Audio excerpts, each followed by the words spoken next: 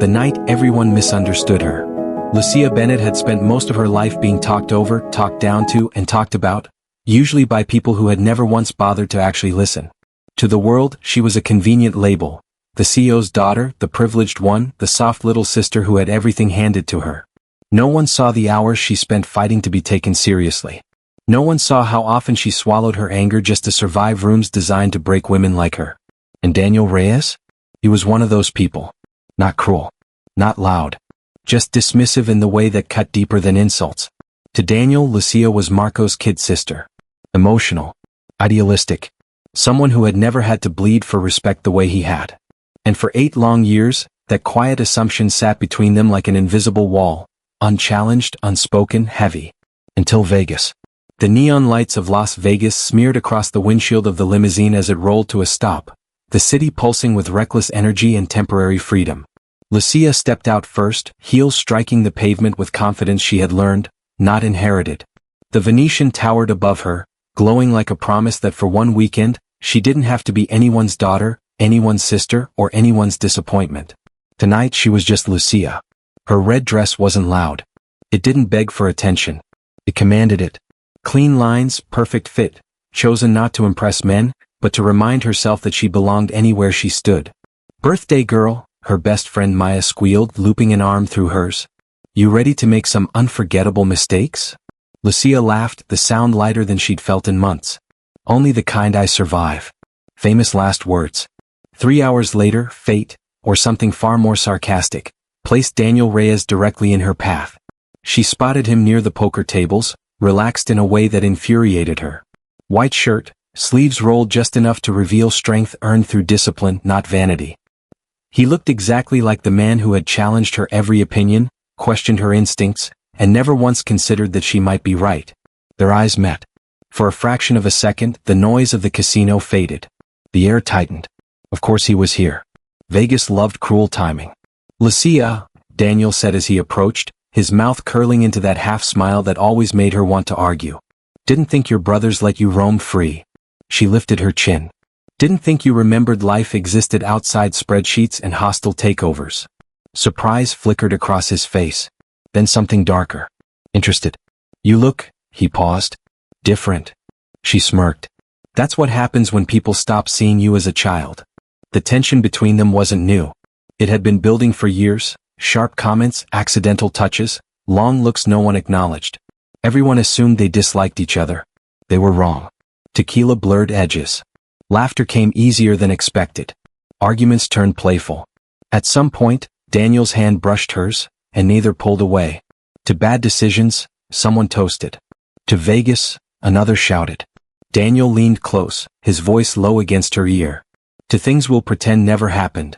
Her heart skipped. Scared? He smiled. Always. Someone joked about wedding chapels. Someone dared them.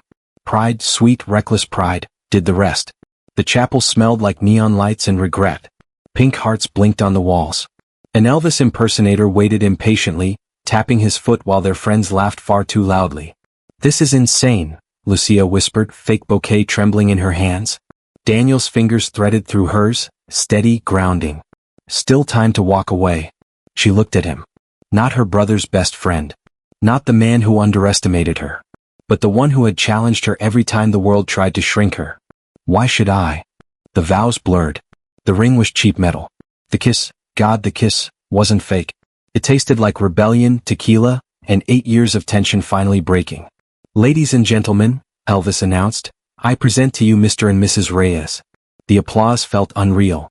Morning arrived like punishment. Lucía woke up in a suite she didn't recognize. Sunlight burned through the curtains. A man lay beside her. A ring glinted on her finger. Her phone vibrated non-stop. Headlines. Videos. Messages. She sat up slowly, heart pounding. Daniel stirred, then froze as he noticed the ring on his own hand. "Please tell me this isn't real," he muttered. Lucía swallowed. "We're married." Silence crushed the room. Two people who had spent years pretending they felt nothing, now bound by law, media, and consequences neither had planned for. Outside the window, Las Vegas glittered, completely indifferent to the chaos it had created. Her brother's calls flooded her phone. One after another. Marco. The protector. The judge. Don't answer, Daniel said quietly. She stopped pacing and looked at him. They're your friends too. That's what scares me. When Daniel answered Marco's call, his posture changed, straightened, braced. Yes, he said before Marco could speak. We're married. The silence on the other end was lethal. Lucía grabbed the phone. I wasn't drunk enough to be manipulated, she said firmly. And I don't need permission. Marco exhaled sharply. We'll talk when you get back. The call ended. The internet didn't wait. By noon the story had gone viral. Some called it romantic. Others called it reckless. Many called it strategic. That last one hurt the most. So the boss's daughter marries up, one headline read. Love or calculated move? Lucía stared at the screen, jaw tight. They think I used you. Daniel's expression hardened. Anyone who knows you knows better. She looked at him. Do you? He hesitated, then nodded. Yes. A knock at the door interrupted them. Daniel's assistant stepped inside, nervous but focused. Your marriage just boosted investor confidence. Lucía stiffened. Excuse me? If you annul now, it looks reckless, he continued. If you lean into it temporarily, we control the narrative. Temporary. Months of pretending. Lucía and Daniel stared at each other, the weight of the decision settling heavily between them. Fine, she said finally. We fake it. No emotions, Daniel added. She snorted. From you? Please. Neither of them noticed how quiet the room became, or how dangerous that agreement really was. When the world decided who she was, the illusion shattered the moment Lucía stepped back into real life. The plane hadn't even landed before her phone began vibrating again.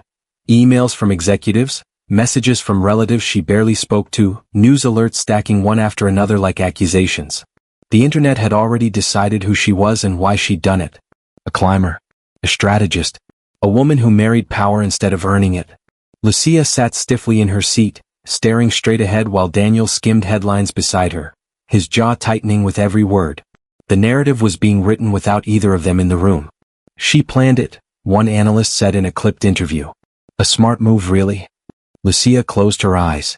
She had spent her entire adult life fighting the assumption that her success was borrowed, and now, overnight, it had become the loudest story about her. At the airport, cameras flashed. Questions flew. Daniel moved instinctively, placing a hand at her back, shielding her from the crush. How does it feel to marry into real power? Someone shouted. Lucía flinched. Daniel stopped walking. She didn't marry power, he said coldly, staring straight into the camera. She's always had it. The clip went viral, but so did the comments beneath it. He's just defending her. Of course he would. Easy to say when you're rich. Nothing she did mattered unless it fit the version of her they'd already chosen. The family dinner was worse. Marco sat at the head of the table, arms crossed, eyes sharp. Their father said little, disappointment radiating in silence. Daniel sat beside Lucía, posture formal, controlled. This affects the company, Marco said flatly. And your credibility. Lucía's fingers tightened around her fork. My credibility has never protected me before. Marco scoffed. You don't understand how this looks. She looked up then, eyes steady. I understand exactly how it looks. I just don't agree that it's fair. Silence followed. Daniel spoke carefully. This wasn't manipulation. It was impulsive. Mutual. Marco leaned back. You should have known better. Lucía swallowed the familiar sting, being scolded like a child when she'd spent years outperforming people twice her age. Later that night, back in Daniel's penthouse, the silence felt heavier than any argument. So, Lucía said quietly, dropping her heels by the door. Welcome to my life. Daniel looked at her, truly looked at her. Not as Marco's sister. Not as a liability. As a woman being quietly crushed by expectations. I didn't realize how bad it was, he admitted. She laughed once, hollow. That's the problem. No one ever does. The days that followed blurred into performance. Public appearances. Hand-holding. Smiles for cameras. Perfect posture while strangers dissected her worth. Daniel's apartment, clean, minimal, emotionally sterile, became the stage where their fake marriage played out. Lucía rearranged small things without asking. The coffee machine moved closer to the cups. A splash of color appeared in the kitchen. You alphabetize your spices? She asked one morning. Efficiency, Daniel replied. She raised an eyebrow. Emotionless. He almost smiled. At the gala, the whispers were louder than the music. She's lucky. He could have done better. Marrying rich really works. When a woman laughed openly and said, "Guess sleeping your way to the top pays off," Lucía turned calmly. "Yes," she said sweetly. "So does working twice as hard to be believed." The woman flushed. Daniel's hand tightened around Lucía's waist.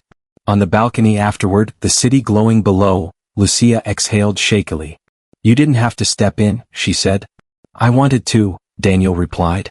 The honesty startled them both. But the real fracture came days later, quiet, invisible, devastating. Lucía passed Daniel's office and heard her name. "Is she actually capable?" a board member asked through the speaker. "Or is she just presentable?" Another voice chuckled. "The marriage explains everything." Lucía stepped back, heart pounding. When Daniel found her minutes later, she was standing perfectly still. "They think I'm decoration," she said flatly. Daniel's expression darkened. "They're wrong." "Then prove it," she said. "Let me lead the Madrid expansion." Silence. Then Daniel nodded. "Done." The board meeting was brutal. They questioned her data, her authority, her experience, until she spoke, calm, precise, devastatingly prepared. Charts, forecasts, risks addressed before they could be raised. By the end, no one interrupted. That, one board member said slowly, was impressive. In the elevator afterward, Daniel spoke quietly. "I underestimated you." Lucía met his gaze. Only once. That night, neither of them slept. The fake marriage was cracking, and something real was pushing through. Lucía hated how safe she felt with him. How he listened without fixing. How he noticed when she stopped pretending. And Daniel hated how much he admired her strength, earned, not inherited. The breaking point came without drama. Lucía came home late one night, shoulders slumped. Daniel was in the kitchen, glasses on, sleeves rolled up. "Rough day?" he asked. She nodded. Without asking, he poured her water and slid it across the counter. She stared at it, then at him. "Why are you kind to me when no one's watching?" she whispered. He hesitated. "Because you deserve it." She cried in the shower that night so he wouldn't hear. He heard anyway. The next week he took her to a site visit. No press, no executives. Workers listened to her. Architects paused at her suggestions. Adjusted plans. Daniel watched quietly. Later he said, "You see what others miss." "I've had to," she replied. That night, wine on the balcony, the city humming below. "I've never let myself want this," Daniel said. "Want what?" Lucía asked. "Someone who doesn't need me, but chooses me." Silence stretched. Their first real kiss was slow. Careful. Terrifying. Lucía pulled back. "We can't."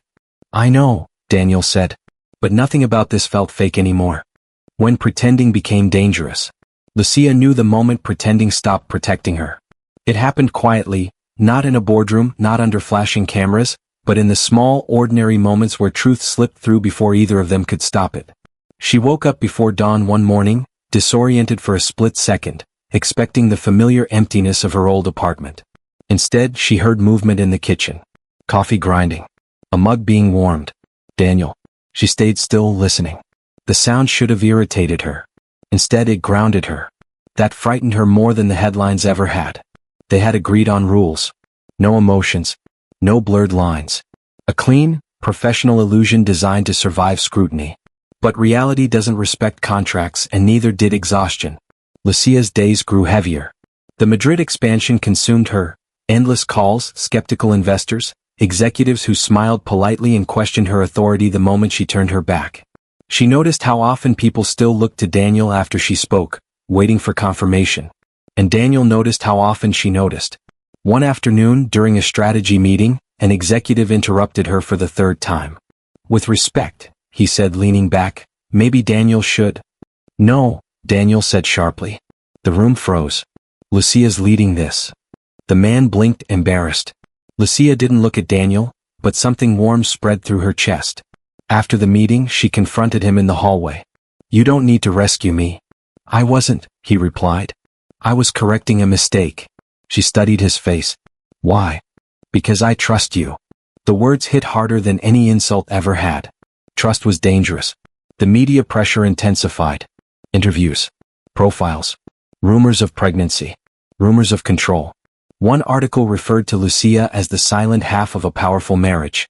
She read it alone, late at night, fingers trembling, not with anger but with fatigue. Daniel found her on the couch, screen dark, shoulders tight. "They'll move on," he said gently. "They always do," she replied. "But the damage stays." He sat beside her, not touching, just close enough to feel present. "You don't disappear," he said quietly. "They just refuse to see you." Her throat tightened. That night, she dreamed of drowning, hands pulling her under while voices insisted she was fine. The real breaking point came days later. A senior investor requested a private call, with Daniel only. Lucía wasn't supposed to hear it. She wasn't meant to be standing outside the office when the voice came through the speaker. "She's impressive," the man said, "but optics matter. Investors still see her as an attachment." Daniel's silence stretched. "You could soften that," the man continued. "Put her forward less. Let the marriage speak." Lucía stepped away before Daniel could respond. Her chest burned. Not because of the insult, but because a part of her feared he wouldn't fight it. That night, she confronted him. "Say it," she demanded. "Say what they all think." Daniel stared at her, stunned. "I don't think that." "Then why are you hesitating?" she pressed. "Because if I push too hard, they'll punish you for it." Her laugh was sharp. "They already do." Silence swallowed the room. "I'm tired," she said quietly, "of being acceptable only when I'm convenient." Daniel crossed the room. "You're not convenient." "Then choose me," she said. "Not as a wife. As a leader." He didn't answer immediately. That scared her. Days later, Daniel made a decision that changed everything. He announced publicly that Lucía would present the final Madrid expansion proposal, alone. The backlash was immediate. Articles questioned her readiness. Analysts predicted instability. One commentator laughed openly on air. "She's being set up to fail." Lucía watched it all, heart steady. Something inside her had hardened, not bitter but unbreakable. The presentation day arrived. The room was packed. Skepticism hung thick in the air. Lucía stepped forward without notes. She spoke with clarity, authority, and precision that left no room for interruption. She dismantled objections before they formed. She addressed risks without fear. She owned the room, not loudly but completely. When she finished, no one spoke. Then applause began. Slow. Reluctant. Real. The expansion was approved unanimously. Outside the boardroom, Daniel exhaled like he'd been holding his breath for months. "I never doubted you," he said. Lucía met his eyes. "You hesitated." "Yes," he admitted. "Because if they attacked you, I couldn't stop them." She nodded. "I don't need protection. I need partnership." That night, something shifted. They stopped pretending to avoid each other. Dinners became conversations. Silence became comfortable. One evening, Daniel admitted something he'd never said aloud. "I thought strength meant control," he said. "You taught me its resilience." Lucía smiled sadly. "I learned it by surviving." Their second kiss was different, urgent, honest, terrifying. It carried the weight of choice. And choice had consequences. The next morning, Lucía woke to a message from Marco. "We need to talk. Not as siblings. As stakeholders." Lucía stared at the screen, knowing instinctively, the world was about to test her one final time. When she stopped asking for permission, Lucía knew the meeting with her family would not be about love or concern or even anger. It would be about control. The Bennett boardroom had always been intimidating by design. Glass walls, polished wood, seats arranged to remind everyone who held power. Lucía had walked into this room dozens of times before, usually as the daughter, occasionally as the inconvenience, rarely as the authority. Today she walked in as something else entirely. Marco was already there. So was their father.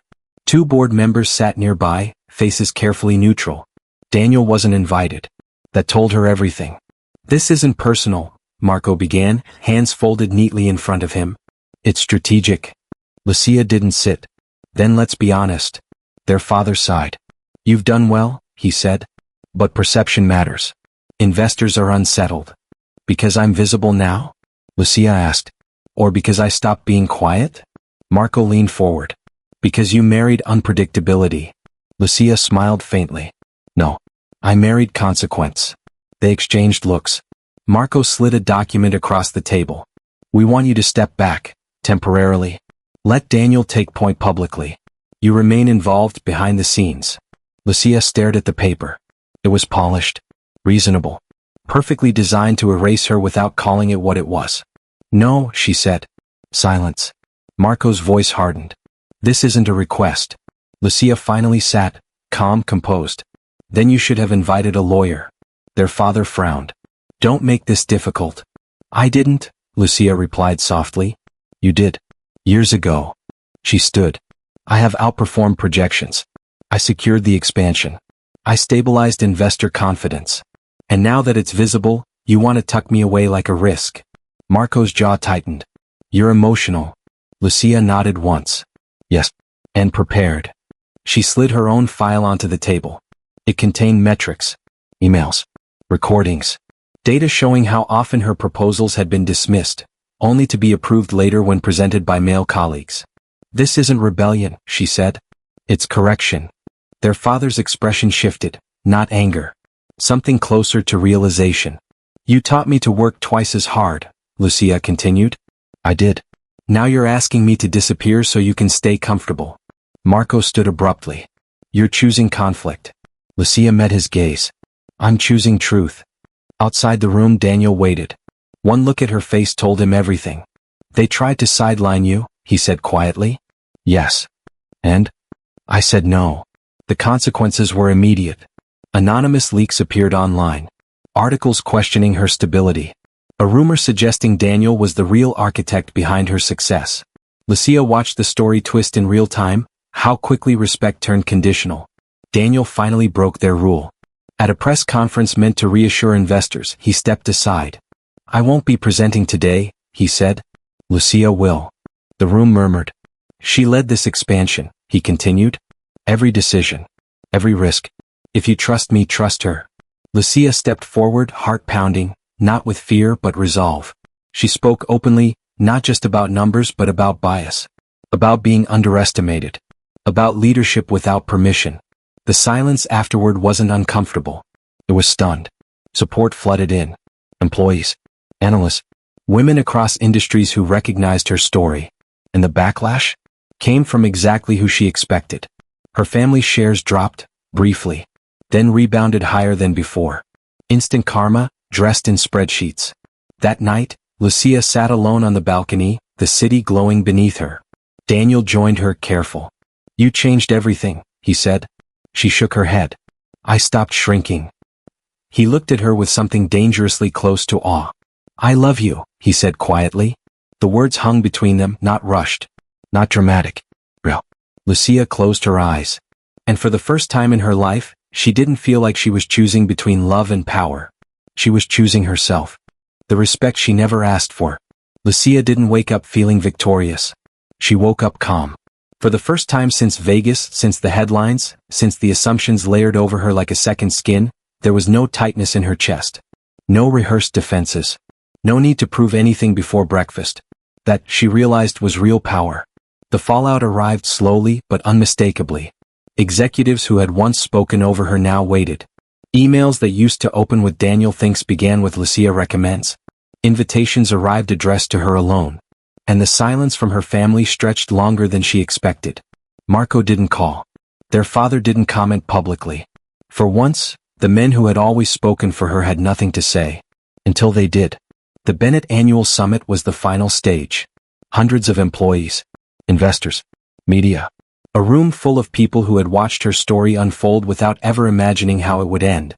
Lucía stood backstage, breathing steadily. Daniel stood beside her, not in front, not behind. Whatever happens, he said softly, you already won. She shook her head. This isn't about winning. It was about being seen. When her name was announced, the applause surprised her, not in volume but in sincerity. She stepped forward, steady and unafraid. She didn't open with numbers. She opened with truth. I didn't plan to become a headline, Lucía said. But I did plan to earn my place. The room was silent. I've been underestimated my entire career. Not because I lacked skill, but because I didn't fit the image of power. She paused. Power doesn't look one way. Leadership doesn't sound one way. And respect should never require permission. Somewhere in the crowd, her father lowered his gaze. Lucía finished calmly, professionally, undeniably in control. The standing ovation wasn't polite. It was earned. After the summit, Marco approached her slowly, stripped of his usual authority. I was wrong, he said quietly. Lucía studied him, not with anger, not with triumph. I know, she replied. Their father joined them, voice heavy. You didn't need protection. You needed trust. Lucía nodded. I needed both. I just stopped waiting for them. Later that night, alone with Daniel, the city lights reflected in the windows, the question finally surfaced. The one neither of them had voiced since Vegas. What happens now? Daniel asked. Lucía turned to him, smiling softly. Now we choose, she said.